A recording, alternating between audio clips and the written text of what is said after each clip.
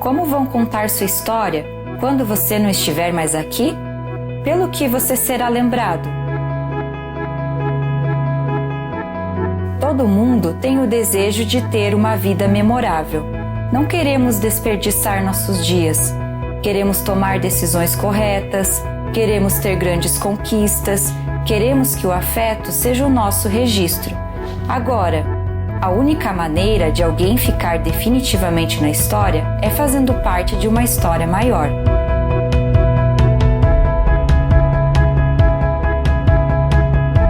O normal é que o nosso nome fique marcado por apenas 2, talvez 3 gerações. Mas a verdade é que fomos moldados para algo memorável. Fomos cuidadosamente entalhados para ter características únicas.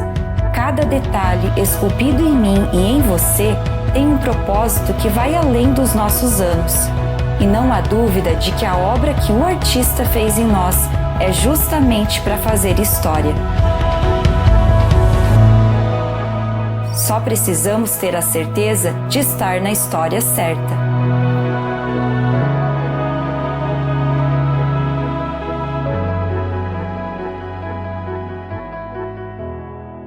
Qual o segredo para fazer história? O que eu e você podemos fazer para marcar a nossa história e a história das pessoas que amamos de uma maneira saudável, de uma maneira equilibrada e única? Porque, amigos, amigas, uma coisa é verdade, mesmo quando você acha que não, mesmo quando você não age intencionalmente, a sua história marca a história de inúmeras pessoas que cercam você, não é verdade? Você marca a história do seu cônjuge, você já marcou a história dos seus pais, dos seus irmãos, e com certeza afetará profundamente a história dos seus filhos, dos seus netos. Agora, como eu e você podemos intencionalmente fazer história, marcar a história de forma equilibrada e saudável das pessoas que nós tanto amamos? É sobre isso que a gente está pensando, refletindo nessa série de mensagens que começamos no domingo passado. E nós estamos usando como pano de fundo essa arte, essa estátua chamada Davi. Ela foi esculpida pelo artista famoso Michelangelo. Temos algumas informações aqui sobre essa escultura. O trabalho retrata o herói bíblico, Davi, com realismo anatômico impressionante, sendo considerada uma das mais importantes obras do período do Renascimento. Essa escultura encontra-se em Florença, Itália, cidade que originalmente encomendou a obra. E olha que interessante essa informação. A escultura possui 5,17 metros de altura e pesa mais de 5 toneladas. Michelangelo levou 3 anos ininterruptos para concluir essa obra. 3 anos de muito trabalho para concluir essa obra. E essa escultura é uma obra de arte, certo? E é interessante que diferentes obras de arte, possuem diferentes características. Por exemplo, se você for um músico, um compositor, e você vai compor uma canção, por mais linda que ela seja, por mais trabalho que ela dê a você, quando você termina, você conclui aquela canção que tem, de repente, 2, 3 estrofes e um coro, um refrão, você vai perceber que não existe um material que é daquela canção que vai para o lixo, a não ser que você tenha feito alguns rascunhos num papel, e esses papéis eles podem ir para o lixo, mas não necessariamente você deixa material bom para fora.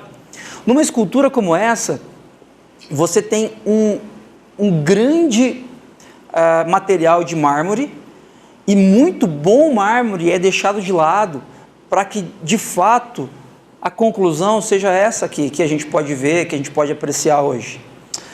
Quando Michelangelo foi perguntado a respeito de como ele fazia, como ele preparava uma escultura, olha a resposta dele. Simplesmente retiro do bloco de mármore tudo o que não é necessário. Vi um anjo no mármore e o esculpi até que o libertei. Michelangelo, ele tem o anjo, ele tem Davi no mármore, de certa forma, isso está pronto na cabeça dele, só na cabeça dele. E aí o que ele faz? Ele começa a esculpir aquele mármore de forma que ele tira todo o mármore desnecessário. Na minha e na sua história, nós precisamos também ser esculpidos. Nós precisamos também de alguém, de um artífice muito melhor, muito mais criativo do que Michelangelo, para tirar algumas coisas de nós que são excesso de bagagem, excesso de material, às vezes até bom material.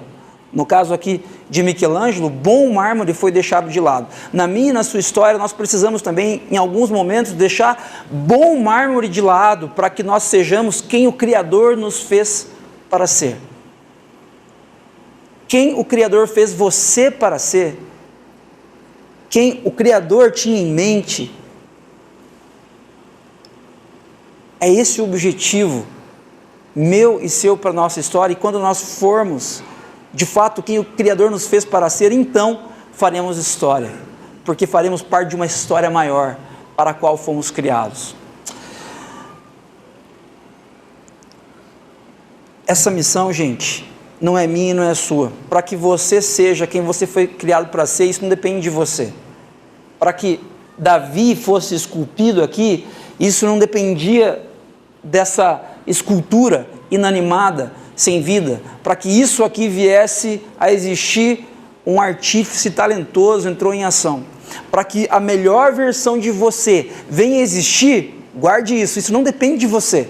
Isso depende do artífice mais criativo da história, o próprio Criador, Deus. É dele que nós estamos falando. E hoje nós vamos falar a respeito desse tema maior para fazer história à luz de viver sem medo. Viver sem medo. E eu sei que você tem medo de algumas coisas, todos temos. Você tem medo de não conseguir, você tem medo de não ser aceito, de não ser aceita. Você tem medo de não viver o bastante, quantitativa e qualitativamente. Você tem medo de não fazer história. Você tem medo de não marcar a história das pessoas que o cercam de forma equilibrada, saudável e única. Você tem medo. Eu sei que você tem medo, porque eu também tenho inúmeros medos. O medo, segundo Rubem Alves, um escritor brasileiro, a respeito do medo, ele diz o seguinte: é preciso espantar o medo para que a vida não se encolha. Mas o medo só sai quando se confia. É preciso espantar o medo para que a vida não se encolha, mas o medo só sai quando se confia. Na verdade, o medo só existe onde há insegurança. Na verdade, você pai, você mãe, o seu filho tem uma viagem para fazer com as crianças da escola e você se sente extremamente segura. Por quê? Porque foi provado para você que a van que vai levar as crianças é uma van ok, que tem inúmeros professores e cuidadores que estarão lá responsáveis por seu filho, e você se sente segura. O contrário é verdadeiro. Se você descobrir que a van que vai levar o seu filho é uma van que está lá com todas as manutenções a serem feitas, e tem 40 crianças e um professor só, você vai se sentir extremamente inseguro e, consequentemente, com medo. O medo é o resultado de uma zona, de um ambiente de insegurança. Nós precisamos confiar para que deixemos de ter medo. Quando não temos confiança de que nosso casamento está seguro, nós temos medo. Nós temos medo. Quando nós não temos a segurança de que nossos filhos estarão bem, nós vivenciamos o medo. Quando nós estamos inseguros quanto ao futuro, quanto às finanças, quanto à estrutura da nossa família, nós sentimos medo. A insegurança nos traz o medo. E o problema, gente, é que quando nós estamos vivendo esse ambiente de medo, a nossa vida encolhe. A gente vive aquém, a gente vive menos, a gente vive uma vida sem graça. O medo, ele nos leva a viver uma vida encolhida. E o medo só sai quando se confia. A pergunta é: como podemos confiar? Em quem podemos confiar? Porque quando eu olho no espelho, eu enxergo alguém que eu conheço muito bem e que eu não posso confiar. Eu não posso confiar em mim. Eu sei que eu sou limitado. Eu sei que eu sou pecador, que eu sou falho. Eu sei que o marido que eu gostaria de ser, exemplar, admirável, eu sei que eu não sou. O pai que eu gostaria de ser, exemplar, referência, admirável, eu sei que eu não sou o tempo todo. Eu sei que eu não sou o amigo leal que eu gostaria de ser. Então, a pessoa que eu vejo no espelho não é uma pessoa confiável. O meu pai e a minha mãe, que são pessoas que eu amo demais, não são pessoas perfeitas. Se você for honesto consigo mesmo, você sabe em quem nós podemos confiar. Nos políticos? Em quem nós podemos confiar? Nos líderes religiosos? Se o medo só se vai quando eu passo a confiar profundamente, a pergunta é: em quem eu posso confiar? Em quem nós podemos confiar, gente? Os judeus, discípulos de Jesus, em um momento de sua história, estavam muito seguros quanto a terem alguém para confiar. Finalmente encontraram alguém digno de confiança. Eu quero falar para vocês a respeito de uma história. Para isso eu quero apresentar um breve panorama histórico, antes da gente entrar nessa história, com alguns detalhes. Primeiro, os judeus esperavam que o Messias seria um grande líder que libertaria e tornaria Israel uma nação poderosa. A palavra Messias significa ungido.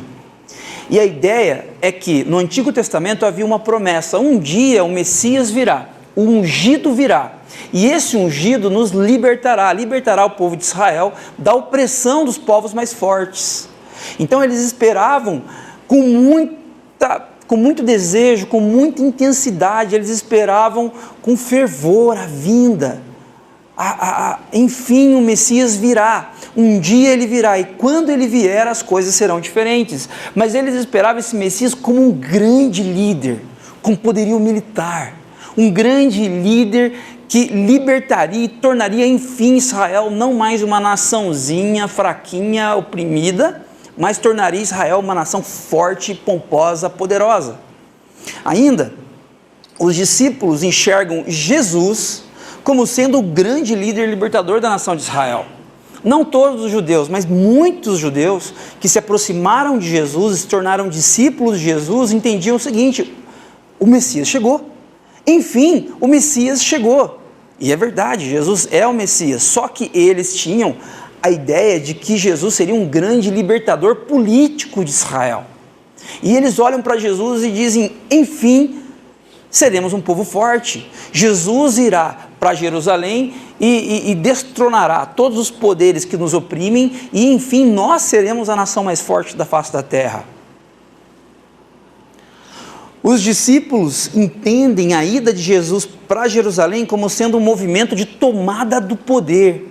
Se você se lembrar, na semana passada, quem estava aqui, a gente mencionou que o domingo passado era o domingo de Ramos. Domingo de Ramos é quando Jesus entra em Jerusalém, uma semana antes de ser crucificado, mais ou menos. E quando ele entra em Jerusalém, os discípulos que estão ao lado dele estão: agora vocês vão ver. Agora vocês vão ver, esse cara aqui, eu já vi ele ressuscitar mortos, eu já vi ele multiplicar pães e peixes, eu já vi ele transformar água em vinho, ele vai fazer acontecer aqui, vocês que não se submeterem a Jesus estão fritos. Eles acham que a ida de Jesus para Jerusalém com uma estratégia de tomada do poder. Só que na sexta-feira, Jesus foi preso, Jesus foi torturado, Jesus foi impiedosamente crucificado e foi morto. Essa não era a ideia que nenhum judeu, nenhum discípulo de Jesus possuía a respeito do que aconteceria com o Messias. Não faz sentido nenhum. A esperança dos judeus agora é um cadáver. A esperança dos discípulos e das discípulas de Jesus é um cadáver, como outro qualquer. Está morto, totalmente sem vida. Não faz sentido nenhum. A esperança se foi. E quando a esperança se vai, quando a expectativa dos discípulos, das discípulas de Jesus se frustra profundamente, quando eles se sentem inseguros, sabe o que eles sentem depois disso? O que a gente sente no ambiente de insegurança? Medo. Os discípulos sentem profundo e incontrolável medo. Você já sentiu medo? Incontrolável medo de você não saber para onde ir, não saber onde se agarrar, de você não saber onde chorar, onde fica mais fácil de você desabar. Aquele medo que se mistura com pavor. Você já sentiu? É isso que os discípulos e discípulas de Jesus estão sentindo nesse momento. Eles estão se sentindo completamente inúteis, todo o investimento em vão, estão se sentindo traídos, estão se sentindo apavorados. Por quê? Se Israel, se o Império Romano, se os gentios, se o próprio povo de Deus, de Israel, crucificou a Jesus, que era aquele que ressuscitou Lázaro, aquele que multiplicou pães e peixes, aquele que transformou água em vinho, se esse cara, se esse Jesus foi crucificado, o que será da gente? O que será de nós? E eles estão apavorados. E é mais ou menos nesse contexto que eu quero compartilhar com vocês um texto, brevemente aqui nessa manhã, que está no Evangelho de João, no capítulo 20, verso 19 em diante. Você pode acompanhar aqui na projeção ou na sua Bíblia, na sua versão de preferência, no seu smartphone, fique à vontade. O texto diz o seguinte: ao cair da tarde daquele primeiro dia da semana, domingo, estando os discípulos reunidos a portas trancadas por medo dos judeus. Olha isso, gente. Este é o retrato do medo e do que o medo faz com a gente. Os discípulos de Jesus que uma semana atrás entraram em Jerusalém gritando: e esse é Jesus, agora vocês vão ver, chegou a nossa vez. Agora eles estão trancafiados, garantiram de que as portas estão fechadas, cadeado passado nas portas, nas janelas. Eles estão morrendo de medo dos judeus, trancados no mesmo lugar. É isso que o medo faz com a gente. Eu não sei como você está aqui nessa manhã, e eu não sei o que o medo tem feito com você. Talvez você tenha medo de se expor, talvez você tenha medo do futuro, talvez você tenha medo de fracassar enquanto marido, enquanto esposa, enquanto filho, enquanto profissional. Talvez você tenha medo de se envolver com uma comunidade cristã. E o que o medo faz com a gente? O medo faz com que a gente se feche, com que a gente se trancafie num ambiente de falsa segurança. O medo faz com que nos esqueçamos das coisas boas que já vivemos, faz com que nos tranquemos em ambientes de falsa segurança. O medo nos impede de viver. Segundo Rubem Alves, o medo nos impulsiona a viver uma vida encolhida, uma vida aquém, uma vida pobre. E é interessante, gente, que o medo, ele nos impede de viver, ele faz com que nós nos esqueçamos das coisas boas que já vivemos, mas é interessante que o medo ele nos leva para um quartinho fechado de falsa segurança, porque cá entre nós, o poderio do Império Romano era muito grande. Eles estarem fechados, a portas trancadas, dentro de uma casa qualquer, não era garantia nenhuma. Qualquer soldado do Império Romano entraria e daria uma pesada naquela porta e entraria ali e crucificaria um por um, se fosse o caso. Vocês percebem o que o medo faz com a gente? O medo, ele nos encolhe tanto, ele encolhe a nossa capacidade até de raciocinar, porque com o medo nós encontramos pequenos ambientes de falsa segurança e a gente fica lá quietinho para que nada de mal aconteça com a gente. Se essa é a sua realidade, se você tem vivenciado momentos, se você tem estado em pequenos quartos escuros, trancafiados, onde o medo tem encolhido a sua capacidade existencial, nessa manhã eu convido você a repensar.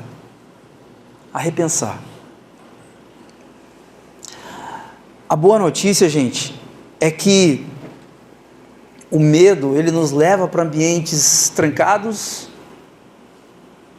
da nossa falsa segurança, mas a boa notícia é que Jesus, ele invade esses espaços.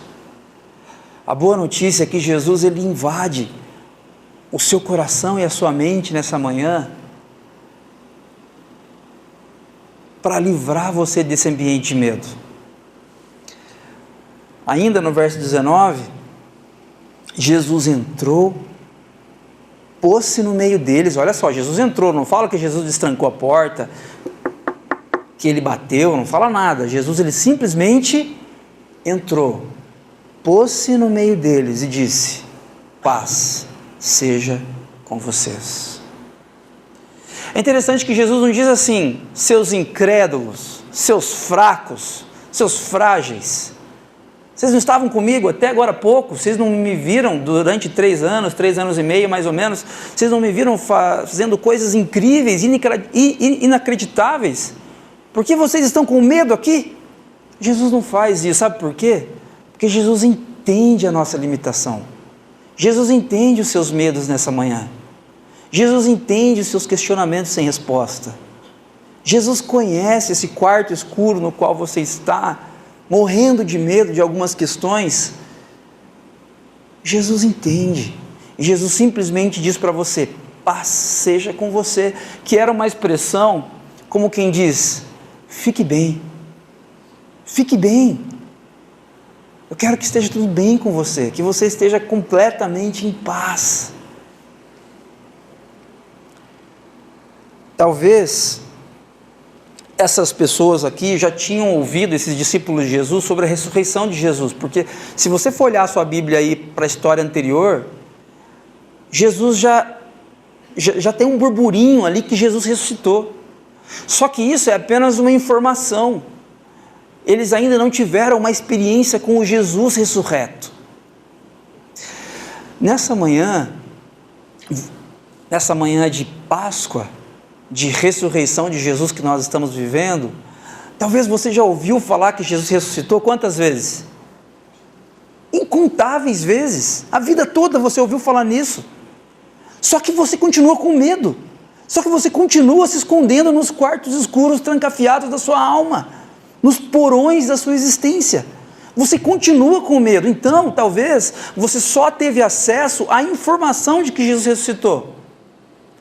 Nessa manhã nós queremos ter uma experiência com Jesus ressurreto, para que todo medo se vá, Olha o que acontece depois que Jesus entra naquele ambiente, Jesus fala: paz seja com vocês. Isso faz toda a diferença na vida deles. E quando eu olho para esse texto, eu lembro de uma citação do missiólogo Leslie Newbigin, e eu queria compartilhar com vocês, onde ele diz o seguinte: eu não sou pessimista e nem otimista, eu sou um realista esperançoso. Jesus ressuscitou. Nós, como discípulos e discípulas de Jesus, você não precisa mais ser otimista com relação ao futuro, e nem pessimista com relação ao futuro. Você pode ser um realista esperançoso. Por quê? Porque Jesus ressuscitou, Jesus venceu a morte. O medo que tem aprisionado você de viver, encolhido a sua existência, não mais tem a última palavra sobre a sua história. Jesus ressuscitou. E gente, é importante que digamos, que nos lembremos aqui, de que o fato de Jesus ter ressuscitado não é uma lenda, não é um mito, não é uma história contada para nos apontar para um significado maior. A vida de Jesus não tem esse condão, não é essa a proposta da sabedoria bíblica, de dizer para você que alguém ressuscitou, para que você aprenda com os valores do mestre dos mestres, Jesus de Nazaré, que você tem que amar as pessoas e perdoar as pessoas. Não! Essa não é a proposta da sabedoria bíblica. A proposta da sabedoria bíblica é mostrar para mim e para você que Jesus historicamente ressuscitou. Isso não é uma historinha, não é uma lenda, porque se essa for apenas uma informação literária, nós somos os mais infelizes dos seres humanos, já disse Paulo. Jesus ressuscitou, ele entrou na história, viveu uma vida perfeita entre nós, sujeito às mesmas tentações e pecados que eu e você, mas diferente de nós, ele não pecou. Ele foi crucificado na sexta-feira e no domingo ele ressuscitou. E por isso hoje você não precisa mais se esconder nos porões da sua alma. Otimista? Pessimista? Não. Você pode ser um realista, esperançoso. Jesus ressuscitou. Ele venceu a morte, ele venceu o medo, ele venceu o caos, ele venceu a desordem causada pelo pecado. Jesus ressuscitou. O reino de Deus é uma realidade. Jesus, ele entra na história falando do reino de Deus. O reino está próximo, o reino está próximo. E o que diz, o que chancela, o reino chegou, é que Jesus ressuscitou. Se ele não tivesse ressuscitado, seria apenas mais um, falando a respeito do reino de Deus, falando a respeito de valores nobres. Jesus ressuscitou. E olha o que acontece quando nós temos essa consciência, essa convicção, essa experiência com o Jesus ressurreto. Versículo 20. Tendo dito isso, paz seja com vocês, mostrou-lhes as mãos e o lado. Por quê? Porque estavam as marcas da crucificação. Jesus estava com as mãos furadas e o lado onde o soldado perfurou a lança estava ali com a marca. Então Jesus mostra as mãos, mostra o lado. E o que acontece? Ato contínuo. Os discípulos alegraram-se quando viram o Senhor. Gente, é inexplicável isso. Não faz sentido nenhum. Porque eles continuam correndo risco de morte. Continuam? Claro que continuam. Eles continuam trancados naquele quarto e os soldados romanos continuam atrás deles. E se você conhece um pouquinho a história, se você procurar a história da igreja primitiva, você vai descobrir que todos esses discípulos tiveram mortes trágicas. Todos tiveram mortes trágicas. Então o ponto aqui não é que o medo agora se foi no sentido de que, opa, está tudo bem, estamos seguros, estrutura está boa, temos dinheiro, temos segurança, temos conforto. Não, não. O que aconteceu? Que do nada eles deixaram de ter medo e passaram a se alegrar. Uma experiência com o Cristo ressurreto. Uma experiência com aquele que venceu o medo. Uma experiência real com aquele que venceu a morte. Alegria inexplicável.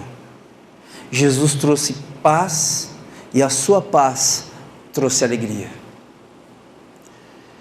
O texto continua.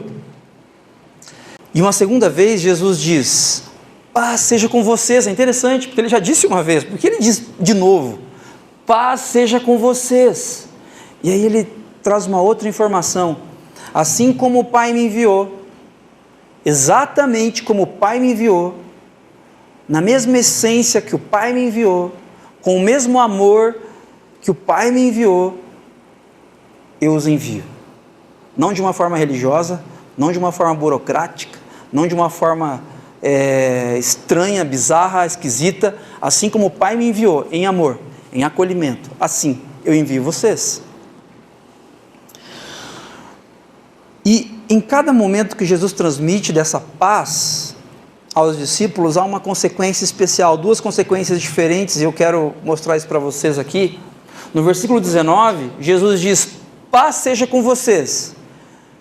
Jesus mostra as mãos, mostra o lado, e do medo, eles passam a desfrutar a alegria. No versículo 21, quando Jesus diz paz seja com vocês, Jesus os convida do egoísmo à missão. Olha que interessante.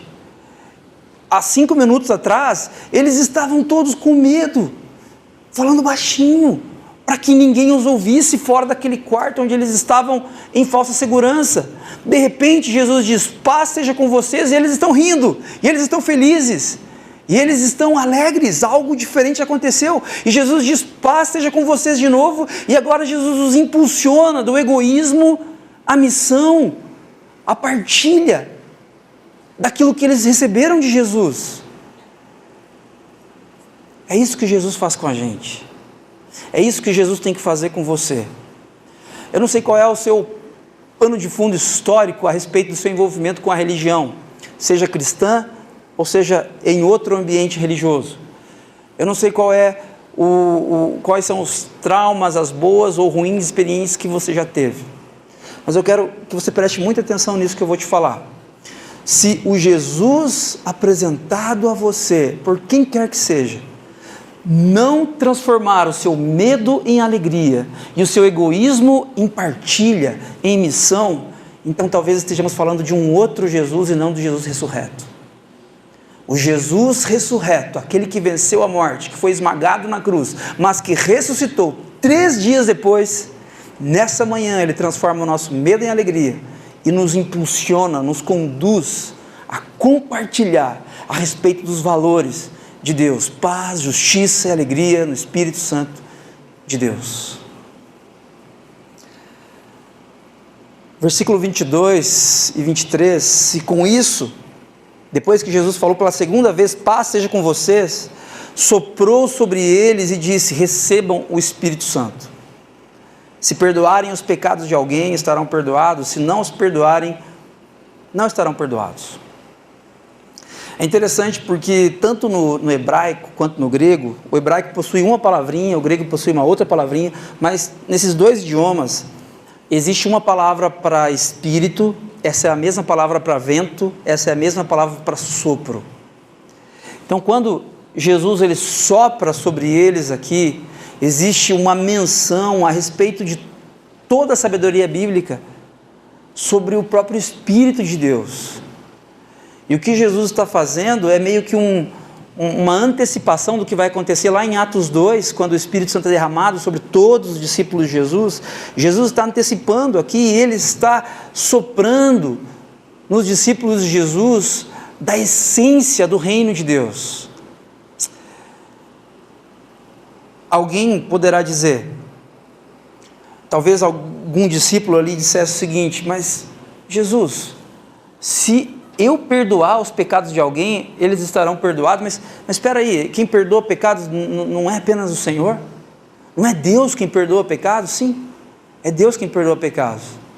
Mas o que Jesus está fazendo aqui é soprando o Espírito Santo em mim e em você, para que a partir de mim e a partir de você, Deus reconcilie as pessoas consigo mesmo.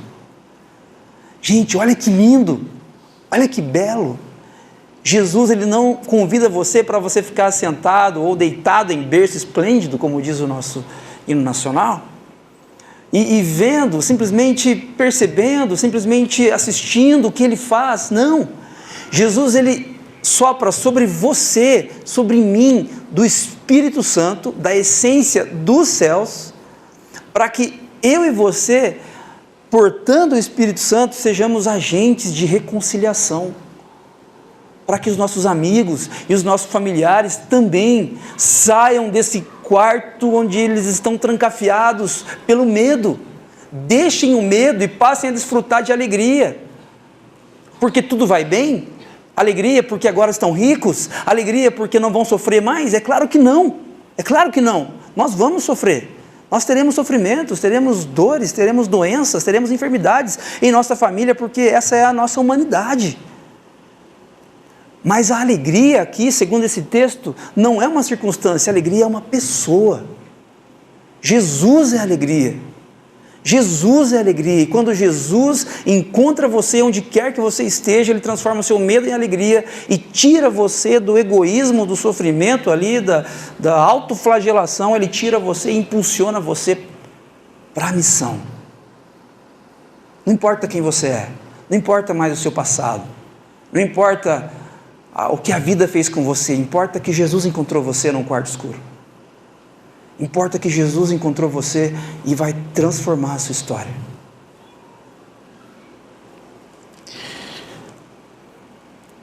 Escritor russo Leon Tolstói, a respeito do medo, da morte, ele diz o seguinte: o homem não tem poder sobre nada enquanto tem medo da morte. E quem não tem medo da morte possui tudo. O homem não tem poder sobre nada enquanto tem medo da morte. E quem não tem medo da morte possui tudo. Só não tem medo da morte quem já teve um encontro com o Cristo ressurreto. A nossa existência, gente, é extremamente efêmera, passageira. Não é verdade? Nós estamos aqui nessa manhã celebrando a ressurreição de Jesus e muita coisa pode acontecer no período da tarde, coisas boas, coisas ruins. A nossa existência é passageira. Nós não podemos ficar aprisionados pelo medo, senão a vida encolhe e a gente não aproveita o dom da vida. Mas como então que nós podemos equalizar, equilibrar isso? Em dias difíceis como os que vivemos, em dias de riscos, em dias complicados, em dias de sofrimento, onde muitas das minhas expectativas a respeito da vida se foram, como as dos discípulos de Jesus, que a expectativa deles foi crucificada literalmente. Como que em tempos difíceis nós podemos sair desse ambiente de medo e então não viver mais com medo do sofrimento, com medo da morte, com medo de uma vida sem sentido? Como que nós podemos? Com uma experiência com o Cristo ressurreto. Quem não tem medo da morte possui tudo. Quem possui o Cristo ressurreto possui todas as coisas. Eu quero que você perceba, gente, que não tem nada a ver com você isso. Não é algo que você possa fazer. A religião, o termo religião vem do latim religare, e a proposta da religião, qualquer religião que seja, é reconectar você ao transcendente, ao divino. E é interessante que a religião cristã, ela também tem essa proposta de reconectar com o divino, mas em vez de você tentando se reconectar com o divino, é Jesus, o divino, que se reconecta a você. O movimento é completamente oposto. É você trancafiado com inúmeros cadeados, os mais seguros, no seu quarto, nos porões da sua alma, e Jesus entrando ali gentilmente para tirar você do medo e levar você para a alegria, da apatia e do egoísmo para a partilha, para o propósito existencial. O que a gente pode levar para a gente orar? Quero fazer uma pergunta para você: em que áreas de sua vida você tem sofrido com o medo e optado pela fuga? Eu quero que você pondere internamente, com muita transparência e sinceridade neste momento. Em que áreas de sua vida você tem sofrido com o medo, e o medo é algo externo que atinge você, não necessariamente tem a ver com você, mas que você, por outro lado, tem optado pela fuga. Talvez você tenha fugido de um confronto dentro de um relacionamento, talvez você tenha fugido de uma mudança de hábito que você precisa ter na sua história, para que enfim você faça história, marque a história das pessoas que estão ao seu redor de maneira equilibrada e saudável, única.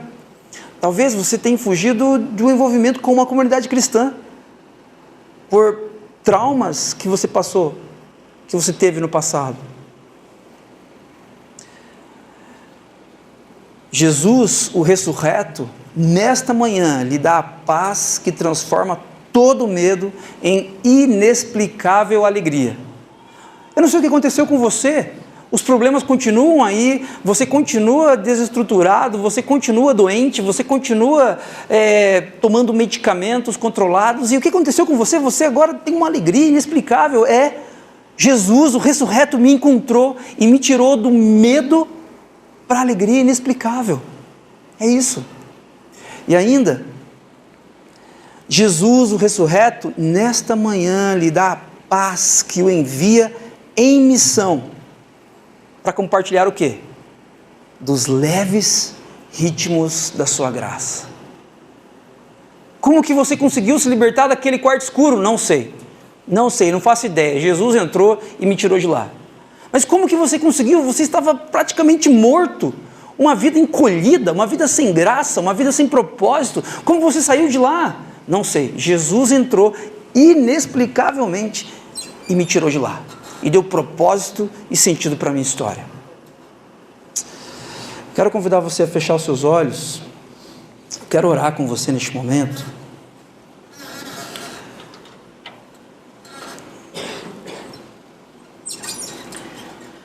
Deus de graça, todos nós aqui, sem exceção, temos inúmeros medos. Nós temos inúmeras frustrações, inúmeros problemas que nos conduziram e ainda nos conduzem a quartos escuros, onde nós nos trancafiamos, nos trancamos e ficamos ali num ambiente de falsa segurança, fugindo dos nossos problemas como uma criança foge de um adulto. Tão ingênuos, tão impotentes. Jesus, nessa manhã, Deus, nos encontra. Nessa manhã, Jesus, dissipa os nossos medos e traz aos nossos corações e mentes inexplicável alegria. Nessa manhã, Jesus, nos livra de uma vida sem sentido, de uma vida sem propósito, egoísta, individualista, e nos conduz à partilha dos leves ritmos da sua graça. Faz isso, Pai. Faz isso, Deus, para que vivamos sem medo, em nome, por amor de Jesus. Amém.